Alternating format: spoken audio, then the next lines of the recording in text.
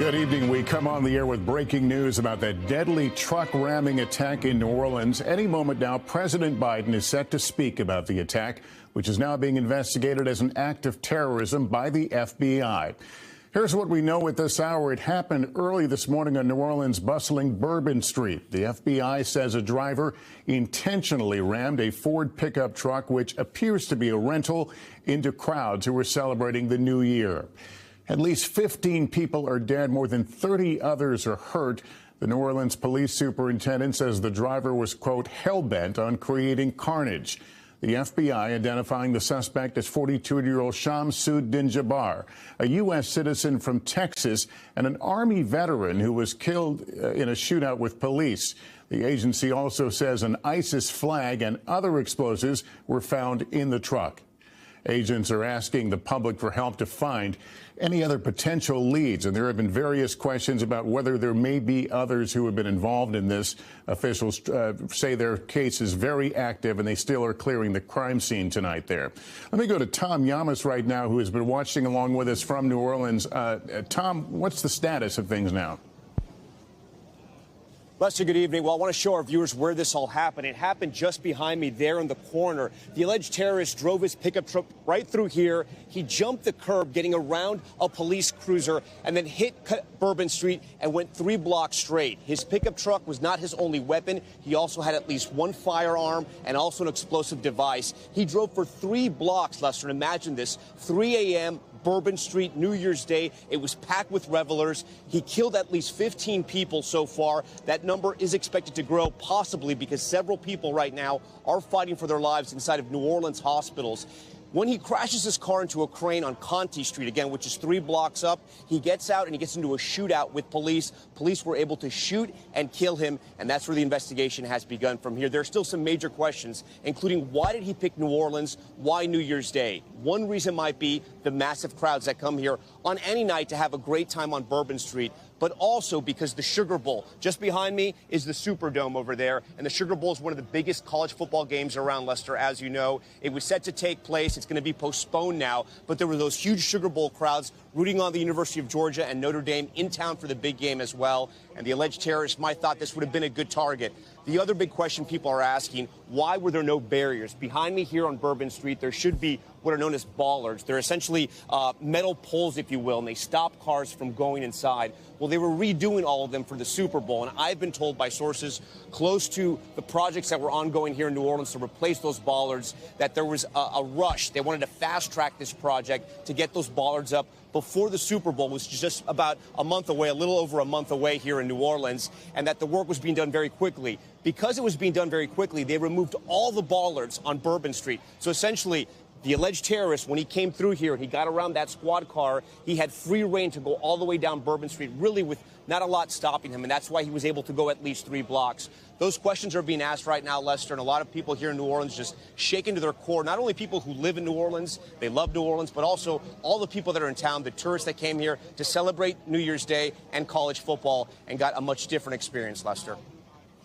And Tom, as you know, there has been a lot of questions about a possible motive here. There was a flag that was hitched to a trailer, if I understand, an ISIS flag. Have officials gone further to discuss what they think might be a specific motive in this case? You know, I will say this, Lester. The investigation, obviously, as you know, is very fluid. They have reported that ISIS flag was on the back of the pickup truck. You can see that in some of the images that have been taken of the white pickup truck. It looks like he had a large pole with the black flag attached to the back of that pickup truck on that pole. You can see it right here. It's in the center of the bed right there. And so that's one of the things, obviously, the FBI that's now leading the investigation is going to be looking at. The other thing that is interesting in this case, we're talking about a U.S. citizen who is also an Army veteran, right? We understand now he had a career in the Army. He served in Afghanistan in both human resources and IT capacities. He was also a realtor and a property manager in Texas before this all happened. So there's a lot of questions on when did he become radicalized? What was the motive here? Why he chose New Orleans? And was he indeed working with ISIS? And also the big question, Lester, and this has been going back and forth, were there others who had helped him? The FBI initially had said they were looking for co-conspirators. That might be changing, but it's still very fresh in the investigation, Lester. All right, Tom Yamas, thanks very much. Again, we're standing by. We expect to hear remarks at any moment by President Biden, who will be making his first public comments about this horrible tragedy. Let me go to Jesse Kirsch, who is also in New Orleans and gathering on this story as well. Jesse, what can you report? Yeah, so Lester, we are just outside of the Superdome, which is set to host the Sugar Bowl, part of the college football playoff tomorrow, and then the Super Bowl. And as you can see, they have added further barriers along the border here tonight in a city that has a lot of questions facing it as far as security preparations ahead of New Year's Eve. Hours after that bloody attack on Bourbon Street, tonight growing questions about the physical barriers used to secure the area. Devices known as bollards, typically short stainless steel posts, are often used in high-profile parts of cities and towns to help control crowds and vehicles. But early this morning on Bourbon Street, the bollards weren't there. New Orleans' mayor explained today that the system was in the midst of repairs. Bollards were not up because they are near completion, with the expectation of being completed, of course, by Super Bowl. The game set to be played in New Orleans next month. The superintendent of police says other barriers like police vehicles and officers were in place to secure Bourbon Street on New Year's Eve. But video shows how the attacker drove right around a patrol car. So we did indeed have a plan, but the terrorist defeated it. Anything that is currently in the midst of being repaired had a backup replacement for last night. Vehicles and officers were there where all of those ballasts have been. We had that. We knew. So we did have it. And like I said, in this particular case, terrorists just went all the way around up onto the sidewalk. Was someone getting up on a sidewalk considered impossible or nearly impossible, or was this not something you expected you would have to account for? Yes, of course, it wasn't something we expected to account for. New Orleans, the latest high-profile deadly ramming attack following the German Christmas market attack last month, the Berlin truck attack in 2016, and the one in Nice, France that same year. Jose Liris was visiting New Orleans and left the area just before the attack this morning. The metal barricades were not up, just the standard plastic ones like you see there. There was police there at the entrance, a lot of police there, but the metal barricades were not up. A city website showing what the new bollards may look like says the project is set to be completed next month. But a nationally televised college football playoff game is supposed to be played here tomorrow night. New Orleans City Council member Helena Moreno says the city is ready. Do you think New Orleans can host a football game here this week safely? I'm going to tell you this, that right now so many resources are being deployed down to the city of New Orleans that no doubt about it, we will host a safe game tomorrow. Everything from federal resources, state resources, additional intelligence, like you name it. It's like that's all happening. And Jesse, again, joining us live from New Orleans. We understand the concern about these bollards and that they weren't in place for this attack. But is there any indication that the attacker was aware that had potentially cased the area before the attack?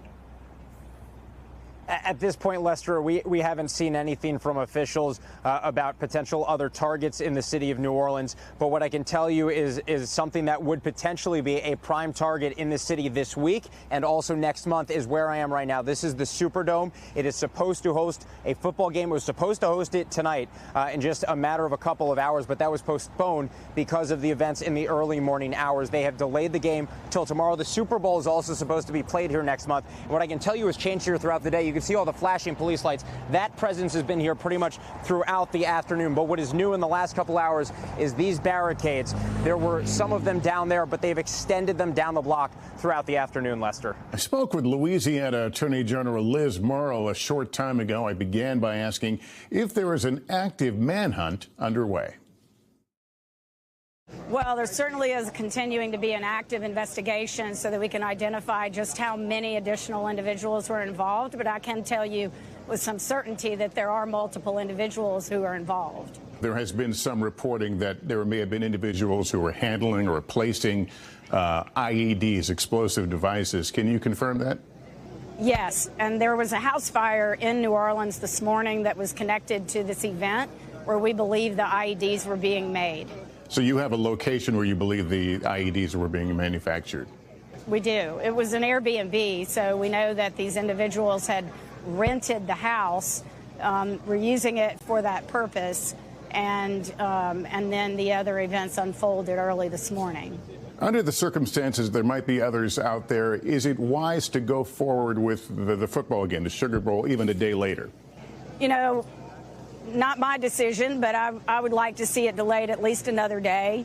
If they asked my opinion, I would tell them that. I think that it was a wise decision to delay it at least a day. This is an active crime scene, and, you know, they just finished removing some of the bodies, and they still haven't removed all of them. I still think that we probably need to wait an extra day. Is there a further threat to the community? No, I believe that the community is safe, and there certainly are a lot of there's a huge law enforcement presence here in New Orleans. I believe that everyone is safe, and the governor plans to attend the football game. Do you believe there will be full accountability for lapses in physical barriers or proper physical barriers at the crime scene? Yes, I think that, you know, absolutely there's going to be an after-action analysis of any failures that occurred and anything that could have been done and wasn't done to secure that area. And if there's any lapses, then it will be fixed. Attorney General Merrill, we thank you for your time. Thank you for having me, Lester. And more now on the deadly attack in New Orleans. Tom Winter, our law enforcement and intelligence correspondent, joins us now. Tom, what will authorities be doing to investigate whether there were co-conspirators involved in this? Well, just to follow up on that interview that you did there, Lester, with the Attorney General, that Airbnb that we see there in New Orleans is certainly a focus. Were there any individuals that were coming in and out of that Airbnb? Can they get any sort of video from that location? And what about the IEDs? If he was making these improvised or homemade explosive devices there, how was he making them? What was the technical capability of them? Were they remote detonated? Did they have the ability to set them off? Or others going to set them off? Who was coming in and out of that house, if anybody? That's going to be a focus. So that's column A. Column B is specifically those particular improvised explosive devices that were not found in the car, but were nearby this scene on Bourbon Street or near Bourbon Street. We are told that initially the FBI was looking at several individuals who were seen near them. They've since wrapped up that investigation, or at least that avenue, and it appears that they are not connected with placing these suspected devices there. So it is still possible overall, Lester, when you look at this investigation, that this individual did in fact act alone, but it's just far too soon to say. And one of the things that they're looking at is, how did this individual become radicalized? In other words, how did he get to a point where he believed in what ISIS was saying, to put that flag on the back of that pickup truck and drive through this crowd and killing these 15 people? How did he get to that point? One thing that they're looking at there is his travel, specifically some travel that took place in late June, early July of 2023, where he apparently flew from New York's JFK airport to Cairo, Egypt. So they're trying to determine, did he actually get on that plane? Was it in fact him in that trip? What occurred when he went overseas? Did that have any connection to what ultimately became this deadly terror attack? And then apparently once he comes back here, Lester, he flies from Atlanta to Toronto several days later, and then comes back here to the U.S. Again, does that have any connection to what we've seen here? So that type of work is going to be ongoing. The FBI is going to be involved with foreign government agencies, foreign law enforcement agencies, to try and determine who he was maybe meeting with overseas, or did it have nothing to do with this at all. It's just part of the work that's going to be ongoing. Closer to home here, Lester, in Houston, the FBI says that they are at a location there where they're conducting some law enforcement activity.